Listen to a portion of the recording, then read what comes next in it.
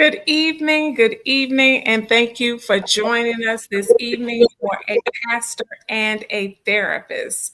Tonight, we are going to be talking about overcoming workplace fatigue. I am the therapist, and my name is Dr. Frederica Brooks Davis, and I will allow my partner, the pastor of this duo, to introduce himself. Good evening, good people. My name is Pastor Byron Benton, the pastor of Mount Moriah Missionary Baptist Church right here in North Charleston, South Carolina, and I'm the pastor of a pastor and a therapist. Good to be with you tonight. All right, so you can feel free to drop in the chat, share with us where you are joining us from. If you're on the replay, we're asking you to do the same. And tonight, what we want to first find out is how many of you are experiencing a workplace fatigue? Like, how many of you are tired right now? You've been to work all day, you're going every day, and you are feeling tired. If you are experiencing that, feel free to drop that information in the chat. So, Pastor Byron, when we talk about workplace fatigue, what is that exactly? How do you define that? Well, one, I define workplace fatigue as something that impacts us physically, spiritually, emotionally. It's feeling exhausted. Um, and that exhaustion, right? You can even sleep and still feel exhausted afterwards. Typically, I dread going to work if I have workplace fatigue, right? And energy is low, and you just feel like you don't have your mojo, right? And you start saying stuff like, I'm overworked and underpaid, and all these types of things. So it's having though that low energy, fatigue, tiredness, headaches, stress is high. But again, simple definition: physical, mental, emotional exhaustion from prolonged work demands. So, let me ask you this question as a pastor. Have you ever experienced workplace fatigue? Absolutely. Yes. Yes. And what's interesting about in the church, sometimes we spiritualize workplace fatigue, right? Because we almost wear it as a banner, as if that's how you're supposed to be. You're supposed to be exhausted. You're supposed to pour yourself out like a living drink offering, as Paul said, so to speak, right? And so sometimes we can even applaud workplace exhaustion in an unhealthy way when people actually do need time away. But absolutely, I think that every pastor I know experiences this kind of exhaustion at one point or another, or are experiencing it right now. Mhm. So basically, if I understand you correctly, it's okay for leaders to experience workplace fatigue, to acknowledge that they do. And is even true in the church. So, pastors or leaders who might be watching us, to say that you're tired and experiencing fatigue in your workplace, in your ministry, it's okay. Like, you're not going to in any way be negatively impacted in the kingdom if you acknowledge that you are tired. Okay. Yeah. That is good to know. Well, what about you as a therapist? I mean, do you ever experience, or have you ever experienced workplace fatigue as a therapist? Oh, definitely. I mean, I think as a therapist in every capacity in which I've worked, I think experiencing fatigue is something that is normal, that we experience, is something that we acknowledge. And to be honest, as a therapist, is something that we try to prepare for. And so, what do I mean by that? So, when you are scheduling clients, right? So as a human being, you know what your schedule might be. You know if you're a morning person or you're an evening person. And so in light of that, how do you schedule your clients throughout the day, right? Is it a situation in which you're experiencing something personally in your life where you are caring for a loved one? You're a therapist, yes, but you also are a human being. And so how you show up, yes, definitely. And we'll talk about ways that we can kind of plan for that. But definitely, I have experienced workplace fatigue, compassion fatigue, which is something totally different. And those of us who, so I guess we could kind of lean into that a little bit. So we talk about workplace fatigue, right? Generally, if we work, those of us who have occupations and we work, be it in the home or outside of the home, that workplace fatigue is real. So we want to acknowledge that, right? How it shows up is different, maybe perhaps based on your respective workplace. But if you are in a job where you are pouring out, so if that's ministry, if you're a teacher, if you're in the healthcare profession, if you are a mental therapist, and you're pouring out and you're talking all day, that in of itself, and you're doing it on the job as well as at home because life happens, it just intensifies or increases the possibility that you will experience workplace fatigue because everywhere in your environment, you're doing the same thing. You're pouring out. What do you think, Pastor?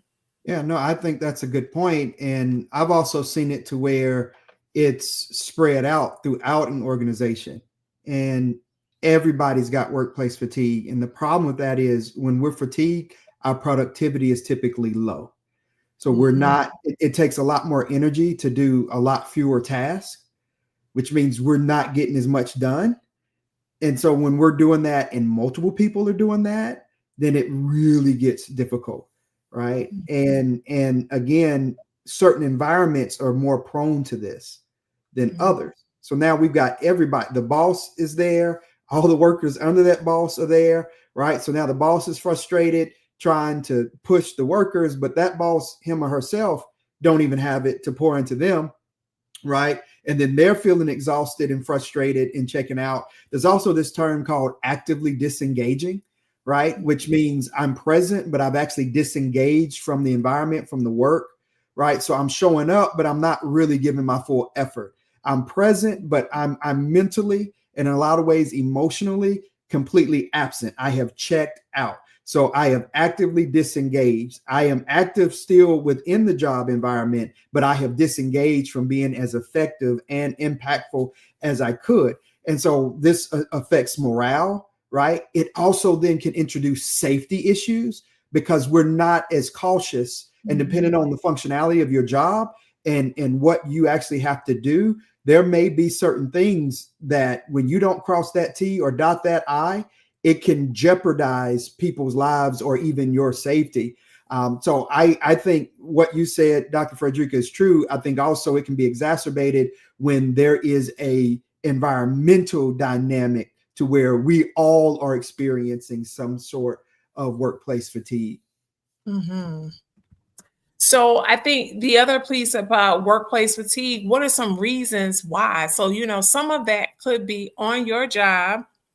You're not doing just your job, you're doing your job and someone else's job. And so if you are a supervisor and you have employees, but you have employees who call out habitually, someone has to cover that shift. I remember my mom was a head nurse at a hospital back home, and growing up, she might have worked 11 to 7. But if her nurse called out and she had to cover a shift, she was then working 11 to 7. And so that's, for healthcare workers, shift workers, that is yet another responsibility that you have that can create the possibility of you having fatigue based on, like Pastor Byron said, the nature of your job. That could also be workplace fatigue when it comes to, I think, serving in ministry. If you are a pastor or a leader, and you are the only pastor, that could certainly be workplace fatigue from the vantage point that you're constantly in the pulpit. And if you have a season where you're also eulogizing members of your church and community, that can also create some workplace fatigue. The other thing I would say is boundaries, right? On our job, what are some of the things that contribute to having workplace fatigue? One of those being not maintaining boundaries around your work. And what does that look like? That is teamwork and how we define teamwork. Everybody pulls his or her own weight, if you will. But when you have situations in which you're enabling persons who are not pulling their weight and you're taking on their task as well as your own, it can breed workplace fatigue, but also resentment, right? Frustration, lack of motivation, not encouraged or excited about going to work. You're dreading the one thing that you used to enjoy doing. Any other ways in which we might experience or causes for workplace fatigue, Pastor Byron? Yeah, I would say bad theology. Mm. Again, if we glorify unhealthy levels of engagement and then we affirm that and we just exhaust people, right? So it has me now, I'm chasing after this thing because I believe that I will please God if I work Mm. myself to exhaustion, right? Mm. And now I feel guilty if I actually implement some of the things that you just said, healthy boundaries, being able to take the breaks, etc. Right. So now I'm in this lose-lose, right? If I do what is healthy, I feel guilty. So now I'm not recovering like I should because I Mm. feel somehow I'm not hitting the mark. I'm missing where I'm supposed to be, right? But then if I do work myself to a place of overextension and exhaustion, eventually I'm going to collapse. I'm going to get there. So I think that theology can play a significant role in this behavior and within the culture of the organization. One other thing I would like to say is underfunding, right? Mm. Sometimes the powers that be within the organization, whether it's the board of the nonprofit or whether it's the CEO, etc., right? I love the show Undercover Boss. What I love about Undercover Boss is a lot of times there are people where it's their company. Mm. They remember working it from the ground up. They remember doing the old jobs, etc. But they've been the CEO in executive leadership for so long that they are completely disconnected from what Mm. it actually takes to do those jobs or what Mhm. the people's lives are like who are doing Mhm. those jobs. And so what do we see at every episode of Undercover Boss? Next thing you know, CEOs are crying. It's, oh my gosh, I didn't know it was like this here. And we're going to make these changes and we're going to make those changes. So it's very common, whether it's in the church or in a nonprofit or in a for-profit business, for the people who are making the decisions to be very disconnected from a lot of Mhm. the positions and what the work actually requires. Or they remember when they were doing it 10, 15, 20, 30 years ago, but the job has really shifted. It has evolved. And they don't understand what that really takes at this point or what Mhm. support is needed. So sometimes I think it's leadership being not really being understanding or connected about what support is needed to prevent the exhaustion to happen. What do you think about those? Yeah, so I definitely think that's true. I equally think that there are instances where we have this victim mentality, which is that we perpetuate. So you have like the one that you said, where we have leaders who maybe they built their organization from the ground up and they're removed. But then we also have leaders who feel like I had to hustle, even though it was unhealthy for me. I want you to hustle just like I did.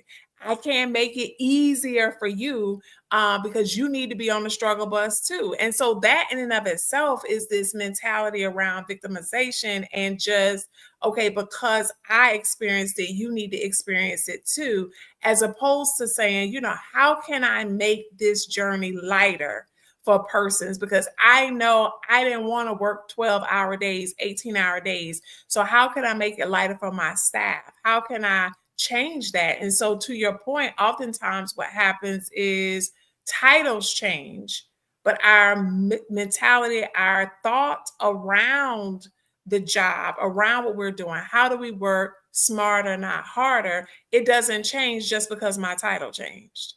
And so you've created this perpetual. I'd shared in another podcast some time ago how the Lord really was working with me around time and just how much I can get caught up in the day to day. Time is gone. And in my mind, I'm like, oh, I'm really tired. I need to go to bed. But instead, I'm like, let me just get this one thing done. And one thing turns into four things. And it's 2, 3 o'clock in the morning, which is not healthy. And so in that time, several years ago, the Lord was like, well, you need to model this for your staff. And so in that, it was the creation of from 12 to 12:30, the conference room is available for you to come, but that's 30 minutes that we unplug. You don't do any work. We're not talking about work. We're talking about us. If you want to go out and take a walk, take a walk. If you want to take a nap in your office. But it was just a culture. We had begun this culture where it was extremely healthy. So now, I mean, you 11:59, you hear people taking their keys, they logging off everything because they wanted to come to this conference room to gather. And it was really powerful. And I hope those persons are continuing that practice, but we just need to unplug. Mm-hmm. Yeah, that's very well said. And I like the way you're framing it, right? Because when people think of unplugging, a lot of times they think of vacation, sabbatical, but you're talking about, hey, on a daily, right? There are studies that show how important sometimes just taking a nap is. And we talked a little bit about this offline about how culturally, right? America, we have a factory mentality. Everything was built, right, when we were coming up in the Industrial Revolution, so that everything mirrors that. Even our school systems really have still the warehouse factory mentality.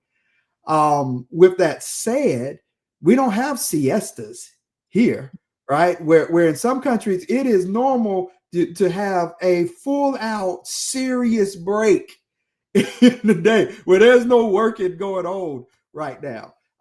Here we have to have it in our employee workbooks. And sometimes you may have to hold your manager accountable that I'm supposed to get a 15-minute break because I got these many hours, and then I'm supposed to get a 30-minute break, right? And even with then, you feel kind of rushed, as if, this is not something that you need. It's just something that you got to have because you need some food or something. Like even that's more about nourishing the body instead of nourishing the soul and finding a place of relaxation, plug in, etc., being able to really take your mind off of things. So I think that's very well said. Like we need sometimes, not even sometimes, it really should be a part of within our daily schedule to break. But I don't plan that well. I don't do that, right? We kind of fit a break in where it's almost like a break is a blessing. It's like, oh, look, the Lord done blessed me today. Somebody done canceled, or this meeting got shifted, or this person didn't show up. So now I have a break. Instead of, no, actually, the break needs to be scheduled just like the meetings are. And a static part. And again, I'll be the first one to confess, I don't do this well at all. I'm pushed. And that actually adds one more thing that I would say is a watch out, that we have a lack of accountability within our organizations and systems on this. We have a lack of accountability with people, right? So some people just check out. They ain't doing what they supposed to do. They ain't been doing what they supposed to do. And they just going on about their business and dare you to say something about it, right? And then typically you have somebody else who is then making up for that, because they're wired to where it's like, if there's something that needs fixing and I can do it, I'm going to do it. And that person gets exhausted, and then they may get angry and frustrated at the other person, but there's not a system of accountability, right? And if the culture has been to not have accountability, and you begin trying to introduce accountability, sometimes people look at you like you the wrong one. It's like, what you doing all what you doing? It's like, I'm trying to hold you accountable because this ain't my responsibility. It is your responsibility, but it impacts me. Go ahead. Or is it when you say, is it that I'm trying to hold you accountable, or is it that I'm holding myself accountable and I'm creating healthy boundaries? So I'm not doing your work. So it's not, I'm not trying to put any shine on you. I'm not trying to call you out. I'm just trying to do my job, what I'm supposed to do. And so in doing that, if you are a part of that, if you're assisting with that, it's really not, I'm trying to do something to you. as much as it is I'm trying to ensure I maintain healthy boundaries. You better reframe that thing, therapist. You better reframe it and put, right? See the language, and that's so powerful, right? Because even the way I said it, right, put way more ownership on me. It's not mine to own. What's mine to own is me. But now, even in the way I'm languaging it, right, it still can produce that guilt, those feelings of shame, etc., and it allows other people to put it on you, right? Because again, they're saying, no, I don't want to do this. If you were, blah, blah, blah, if you were all that, you could do this. No, it's like, no, I'm here. And you know what it reminds me of? It reminds me of Jesus washing feet, right? So, so Jesus was going to wash the disciples' feet. Peter was like, in the Byron translation, no, don't wash my feet. I'm not worthy, blah, blah, blah, blah, blah. And then Jesus asserts that no, he's washing feet. And then Peter goes to the other stream. Well, wash all of me, Jesus. And Jesus is like, Peter, listen, bro, feet. That's it. Like, I'm washing feet. I'm going to wash your feet. I'm not washing anything else. I came here to wash feet. And so he corrects Peter, because Peter went from, I don't want you to do anything, to now I want you to do more than what you said you're going to do. And Jesus keeps it in the pocket and says, no, what I am going to do and what I need you to buy in, Peter, into is foot washing. That's the nature of this beast. Mm-hmm.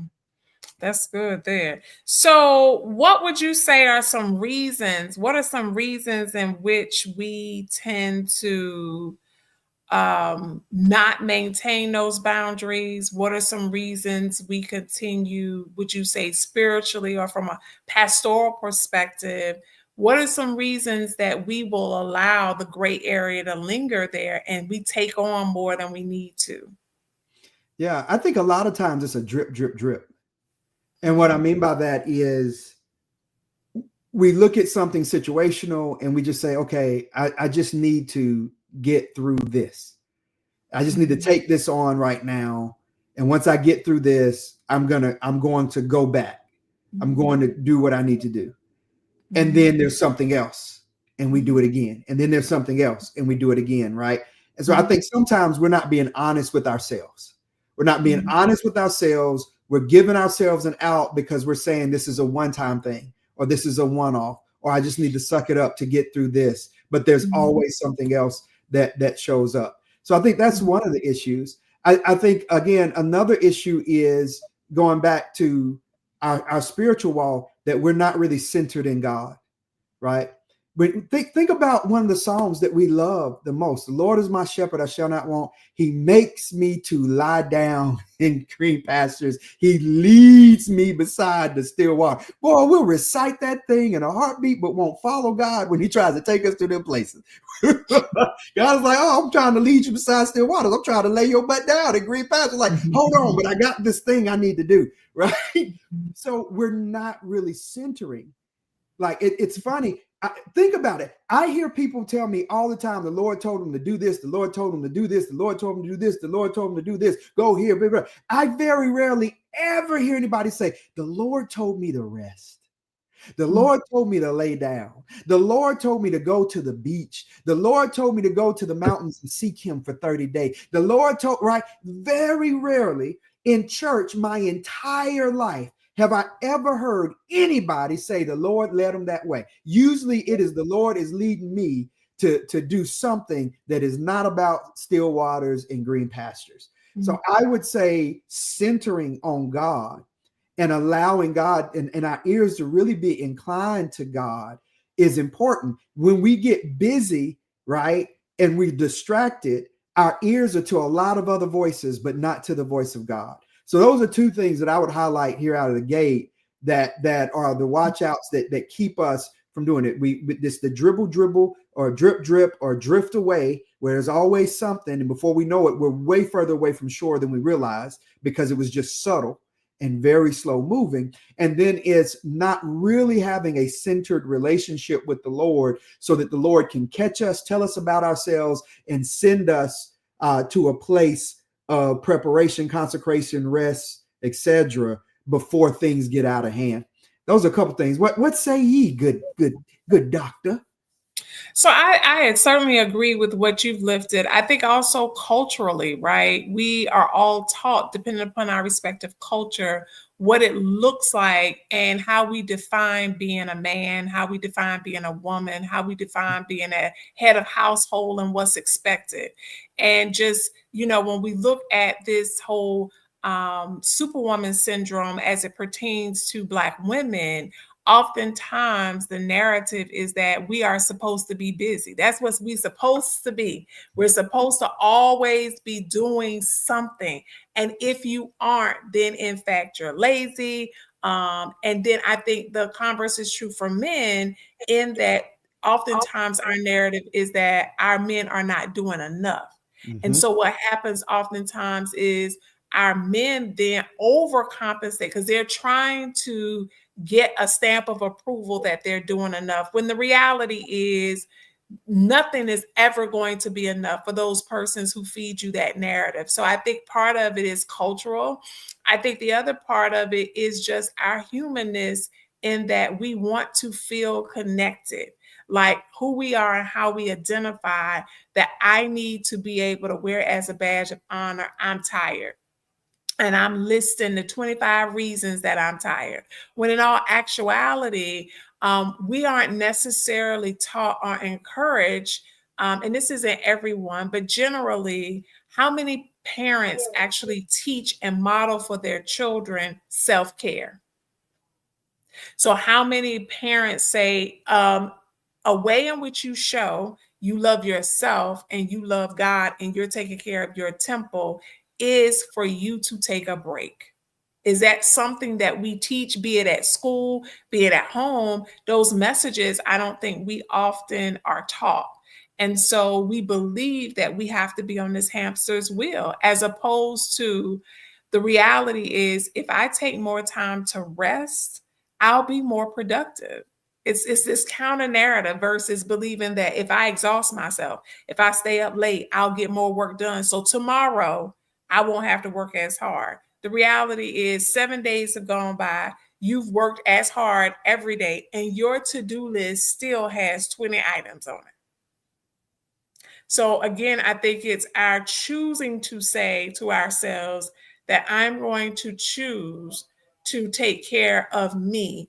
And part of taking care of me is mind, body, spirit, and that I have to take a look at my job and see how can I work smarter, not harder. And I will say this can be difficult to do at times when you have taken on the responsibilities of others on your job. Sometimes when we're juggling those balls in the air, we have to let those balls fall. And that can be difficult. But sometimes we have to, because think about it, even on the job, we're talking about overcoming workplace fatigue. If we are constantly overextending ourselves, who's going to stop and say, oh, okay, Frederica, you working too hard. Stop doing that. When they have a goal or an objective they're trying to reach. Some people will say, you know what, take your rest, but not often, because oftentimes your boss is working just as hard. Sometimes they're not, though. Sometimes you're working harder than your boss, but then other times your boss is working just as hard as you. And because they have a poor work ethic around that, you are in that system and you've absorbed in that, and that becomes your workplace culture. Absolutely. Mm-hmm. One of the things that we're finding out more and more, you brought up kids, is that we need time to play. Kids need free play, and adults need free play too. Mm-hmm. An interesting statement was made by Cam Newton, the former quarterback of the Carolina Panthers. They were talking about, this was on his podcast, and they were talking about kids and how now kids focus on a particular sport like AAU basketball, and they're in basketball year round. And then they have these trainers that are training them specifically to work on their speed and this and that. And what Cam Newton argued, and they're seeing that what's happening is these kids are exhausted mentally by the time they're in college and professional, and they're tapping out. They're leaving the sport. They're disengaging. And he said he believes part of the issue is they're too focused too early. He said, when we were growing up, he said, we did not have a trainer for speed. We ran track during track season. You played the different sports, even though that wasn't your primary sport, and it actually helped you in the other areas. He said he feels that it's actually to the detriment of these kids that they're so focused and just in one area at such a young age.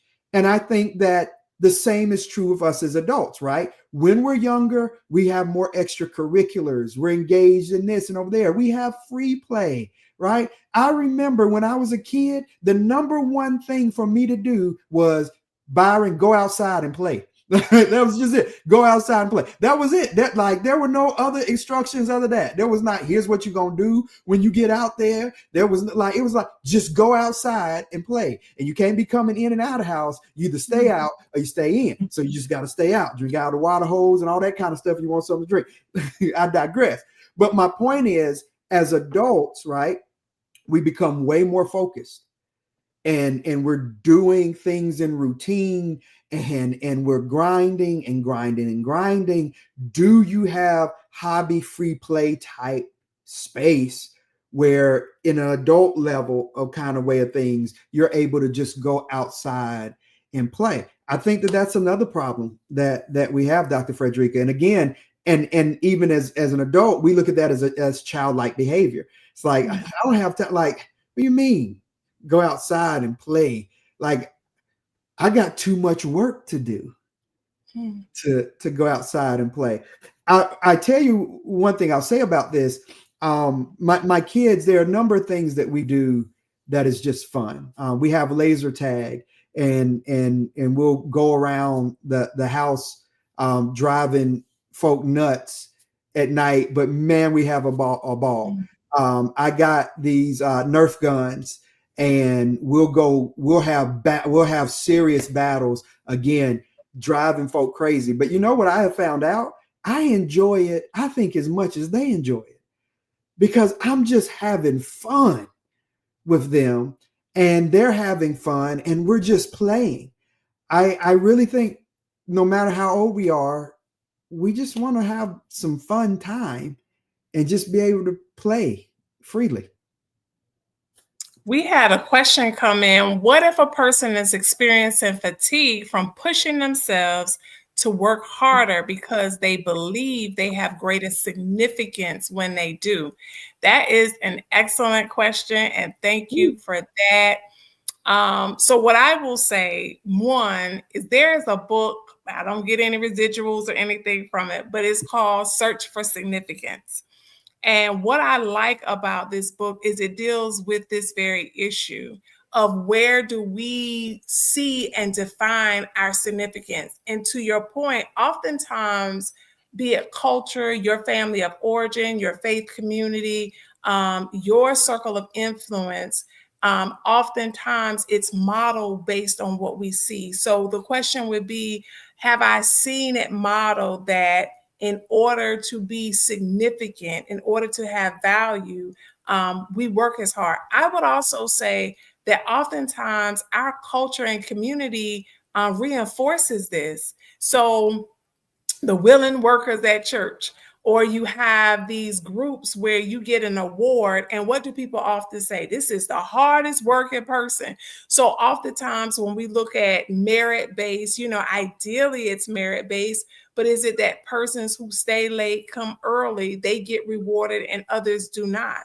And so if I'm seeking to find my significance based on my view and how other persons view me as an employee, then oftentimes I might be working overtime trying to prove myself who I am to someone else. But the question is, am I really, who matters, right? When we talk about significance, right? Does it matter most if I'm a believer that God sees me using my time wisely, which means that I'm spending time in devotion, It means I'm taking time to care for my temple. It means that I'm taking time to care for others. It also means that I'm taking time to complete the task ahead of me. And so, if I'm searching for or I'm seeking significance in God, if I'm living my life in a way that I really want God to say um, that I was good and I was a faithful servant, then if that's my significance, I need to look at how am I living my life and does it align itself with how God is going to then say, um, say that I served in the way that I needed to do.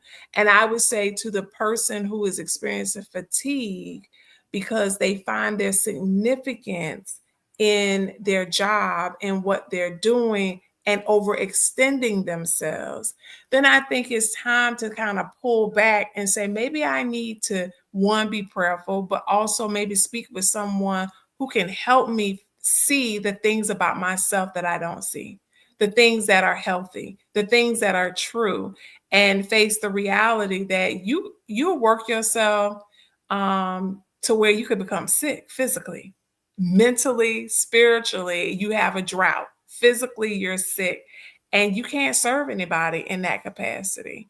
And there's no significance in that. What do you say, Pastor Byron? Yeah, one I've done that before, and do not recommend. 0 stars. Um, what I would say too, in addition to that, is we're not saying don't work hard, right? That's right. We work hard. I work hard, but I had to learn there's a difference between working hard and being defined by working hard, or my Mhm. significance being tied, my sense of self to working hard. Those are two different things. And there's a difference between working hard and productivity. You can be Mhm. working hard and not be as productive. Mhm. I'll give you an It's example because I had to learn this. I used to stay up late, one, because I was younger and I could, working long. But I reached this point where really there's not much productivity. Mhm. And now I'm exhausted and I'm not as productive the next morning, next day. What I Mhm. found out was if I just realize I have reached my limit Mhm. and I stop and Mhm. I go and watch my Star Wars or anime or something, go work out, etc. When I come back, I get done in way less amount of time Mhm. than it would have taken me if I would have continued to just kind Mhm. of spin the wheels. I remember in grad school reaching a point where I'm reading the same line and I'm so exhausted that I read it over and over and over. It 30 minutes done passed and you're on half a page because you're so tired and trying to push through it. You need to take your butt to bed and go to sleep because you're getting nothing accomplished at this point. Now, are you working hard? Absolutely. You're working your butt off, but you are not productive at all. Mhm. The quality of work will not be where it is. And so I think it's important to define what it means to work hard, right? And that working hard is inclusive of self-care because self-care is what enables you to not only work hard but have high productivity, right? Mhm. High efficiency. Things like this, I wish somebody would have told me when I was younger that that I don't remember. Maybe I was told, but I was too hard-headed to listen. I don't know. What I do know is I had to learn this over time and Mhm. allowing myself to take those breaks. And so again, our significance can't be tied up in it, right? Our work is unto the Lord. This goes back to a major spiritual principle. If my work is unto the Lord, then God cares about the way I'm working, Mhm. right? Because you can get to the same place different avenues in different ways. And God cares about the way we're getting there. God cares about the steps we're taking to get there, right? You can beg, borrow, cheat, and steal to get to a place. But I would say that's not in line with how God would have us to do it. And we're not going to be healthy when we get there. Or we can Mhm. do it God's way, which has this balance, has an element of faith, right? And dependency on God, but also I'm seeking to please God, and my worth and value is tied to who I am in God, right? Which sometimes puts me in conflict with people, right? Because inevitably there are going to be times where I'm pleasing the Lord, but I'm displeasing people. And Jesus warns us about that. Like Jesus tells us, look, they're going to reject you. They're not going to accept you, etc. Because here's something else, Dr. Frederica, that I've seen happen in work environments. When it has is a low productivity environment, and you come in with high productivity, which exposes these dynamics, they want you to cut that out. I need you to stop that. You're doing way less. You're doing way more. You're doing too much. You're doing too much. You're doing too much. We don't do that around here. Don't do that.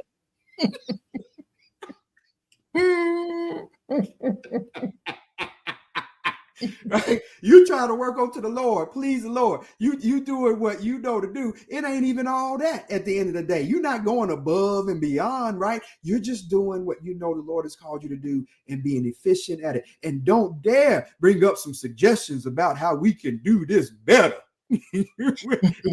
Oh Lord, crucify her.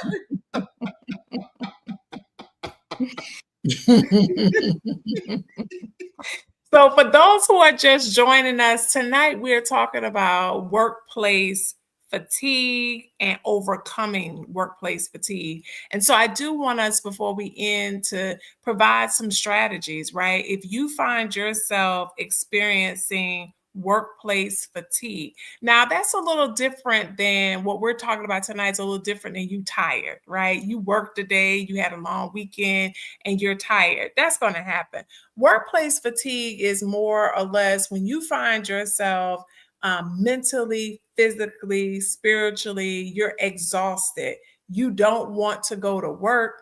You're finding it difficult to accomplish your task. What are some things that you can do? So, one is you could create. I talked earlier about unplugging 12, 12:30, whatever your time may be, that in the course of your day, you are making a conscious decision to schedule time for yourself. It might have to coincide with your lunch break. Perhaps consider eating outside of, not at your desk. Now, that's a great thing to do. Like, leave your office. If you're in a situation where your work environment is not healthy for you, take a lunch break. Go sit in your car. Go walk and sit at a park nearby. If you have enough time on your lunch break, go around the corner. Take a walk. It will just do you justice to remove yourself. Also, consider maybe in the morning you're going to get up and work out. Take a walk. It's amazing what physical activity can do to generate your mind, your body, your spirit, your time of devotion. If you're someone who you physically cannot work out now, there are plenty of chair exercises, creative things that you can do. Another thing you can do is journal, right? So when you find yourself fatigued and tired, pull out a journal. Maybe in the morning, you want to write down what you're thankful for in the morning. And then at night, what you're thankful for. I mean, we all have hard days where we've been in meetings and meetings and meetings and meetings. But you know what? There's nothing better than also to think about before you go to bed, that we kind of counter that thought about all the stuff that we did, all the stuff that went wrong, with what do we do right? Like, we're going to celebrate today. I decided to eat outside, out away from my office. I decided to get up and work out for 30 minutes. I decided that I'm going to have a good day, right? So it's kind of like deciding on purpose, starting your day in purpose to say, I know that I'm tired. I know I'm tired of going to this job, but I thank God I have a job, particularly in this current climate where so many people are unemployed. I was at a store over the weekend, last weekend, out of town, and one of the workers was talking about, oh, she was talking about how tired she was at work and I got to come to work tomorrow. And I said to her, well, thank God you have a job. And she was just like, yeah, I know, but I've been here for 19 years. Well, yeah, you don't know, because tomorrow, if you don't have a job, what you gonna do? Like, it's so I think it's also about perspective. How do I make this work? And then learning to say no for real. Like even with in you're talking with your employees, your employer, excuse me. So if you're on your job and you find that you have not maintained healthy boundaries and you're doing your job and other people's job, then bring it up to your boss in a respectful manner and say, hey, I just want to have a conversation. I am finding that I feel as though I'm doing more than just my job. And so I need some help from you as my supervisor to help me in that. What do you recommend? How can we make this burden lighter? What can we do? And they may, not respond, or they may deny. But I think also you have some decisions to make, right? Around what does that look like? Because trust and believe, if something were to happen to you, God forbid, on the job, somebody else will be in that job. So I think also we just have to, sometimes we find not just our significance, but our identity and our value in our work. And we believe that the job won't go on if we're not there. Yes, it will. It may not be how you did things, but the job will go on. Trust and believe. No one is above reproach. So, Pastor Byron, what are you thinking in our The sun's still gonna rise. Oh, it's gonna Life's rise. still gonna go on. Oh, it's gonna go on. And we want it to. The whole organization ain't just gonna collapse because I ain't do somebody else's job. It sure isn't. And if you're a founder of an organization and you started it and you did things right, it will continue to go on even if you're not here, even if you founded it. Whew. I love it. So something that I would add is nutrition. Mm-hmm. What you eat impacts significantly how you feel, how your brain is functioning. I recognize this. I went, I went on vacation, Dr. Frederica, for July. And so I also relaxed on all dietary stuff. I was eating sweets galore. I mean, I was having a field day. I was like Scrooge McDuck, money being except donuts and cupcakes and everything else. And that was supposed to be July. But then July turned into August and I was still like way out of pocket. So I had to make a hard decision. And the hard decision I made was I'm going to cold turkey. I need to consecrate before the Lord. Right. Mm-hmm. And so I'm not doing this for health reasons. I'm doing this for spiritual reasons that will then have health benefits as a result. So I'm on day 21, I think it is. And when I tell you my body feels better, I have mental and spiritual clarity. This consecration has been phenomenal for me. And I'm no longer really craving, I'm not craving the sugar and stuff. And I forgot, that there are good things out there that I can do that kind of help me when I have a craving for something sweet. I mean, this thing is just going, but again, it's nutrition, right? I also got discipline again. It's like, all right, after 8:00 at night, no eaty, because that weighs me down. It makes me feel groggy. It's just not good on my system. Maybe other people, you don't have that problem, but I've had that problem. I think after about 35, it's like, you don't need to be eating late no more. So nutrition is very, very important. I would also say, think about impact over busyness, right? Mm-hmm. Impact over busyness. Look at the impact that you're having by the work you're doing, not just by the busyness that you're engaging in.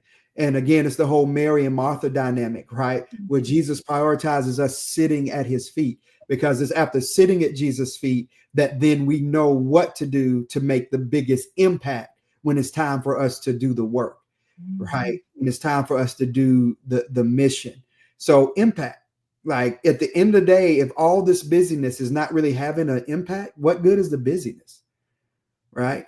Like at the end, I don't want to talk about nobody, but let me just talk about some of the stuff I see, right? If you go to the gym, but you just on your phone walking around the whole time. I mean, you went to the gym and you were busy and you lifted a little bit and you walked on the treadmill for a second or two. And then you socialized and that kind of stuff. You were busy, but you did not do anything that's going to have a significant impact on your physical well-being, right? as you would have. You could go in, and I think I've heard a number of trainers say this, that it is better if you can just work out for 20 minutes consistently. That will impact your body far greater than people who are inconsistent, but they work out an hour every time they work out. So 20 minutes consistently is better for your body than an hour workout inconsistently. The same is true with devotion. Don't you get caught up? I don't have enough time to read the Bible like I want to. Well, do you have 3 minutes to read a couple scriptures and meditate? Because that 3 minutes consistently will be greater than that 1 hour that you give inconsistently. It will impact you.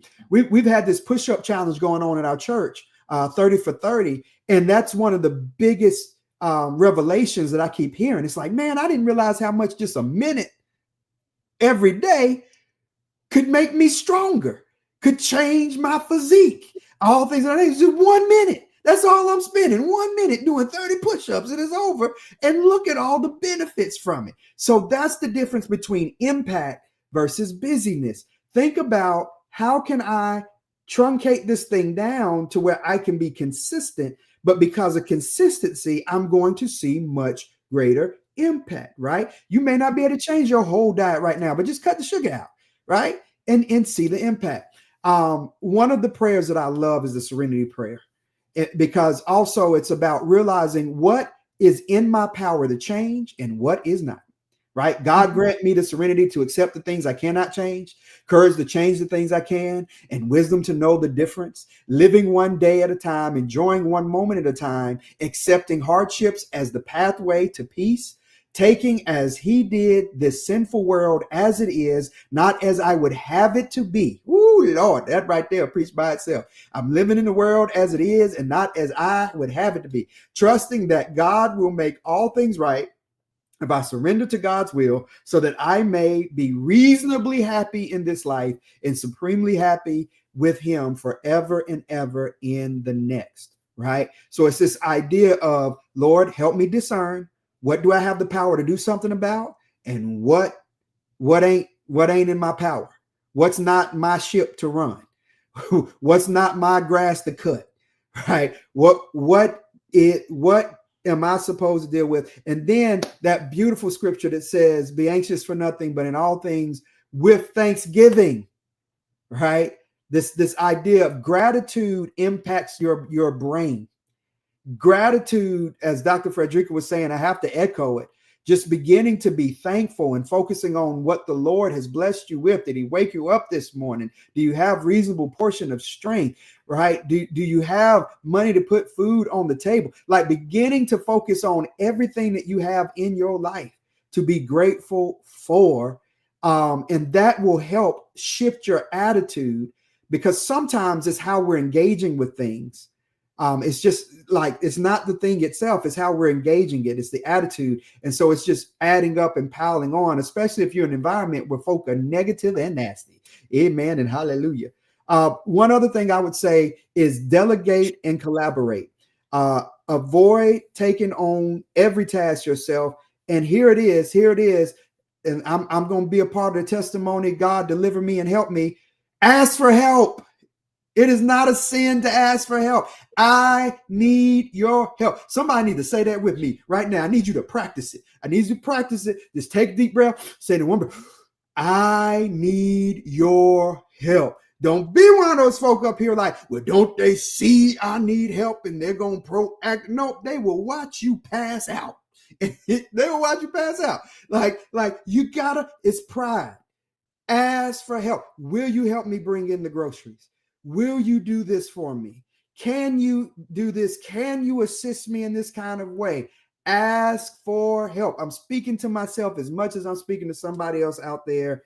Ask for help. And I'll leave it right there. Well, I got to say one more piece. Again, He been saying one more piece for the last 10 minutes. I'm sorry. I got this. That's that preacher. Hold on. Let me get the third point in. No, the only thing I was going to say is, in the very beginning of the Bible, when everything was created that is, rest was a part of it.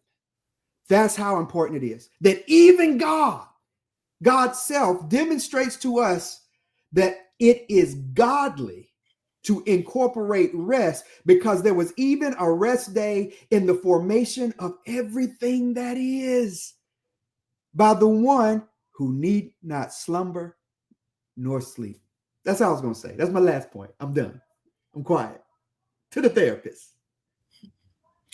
No, so that was all good. I mean, the reality of it all is in the event you are just joining us or you watching the replay, what is our overarching message about overcoming workplace fatigue? One is we want you to know if you're experiencing it, it is not that it isn't a common thing that people experience, but it is not something that we want you to take on, embrace, and continue to work in it and believe that you cannot be at a place that's much healthier. So we've provided you with some tools and some suggestions on how to address workplace fatigue.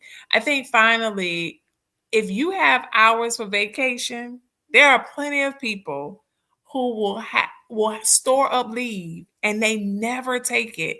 Like it's something will happen. The job won't go on if you take a vacation. If you have vacation hours, take a day, take a mental health day. It is okay if you take a mental health day. And sometimes we just need to hear that it's okay for us to take a pause. So we will continue talking about the things that we have some other things that we want to talk about starting next month, God willing. We will be back with you. The Lord says the same. It is the second and fourth Thursday of the month at 7 p.m. Eastern Standard Time. We started a little late tonight, but things happen in our lives as we're trying to get home after work. So thank you for joining us tonight. Feel free to share with those of your friends and family members who may be experiencing workplace fatigue and be a blessing. And if you haven't already, be sure to subscribe to A Pastor and a Therapist podcast. Until next time, we wish you well. Godspeed. Good night. Good night. Peace be with you.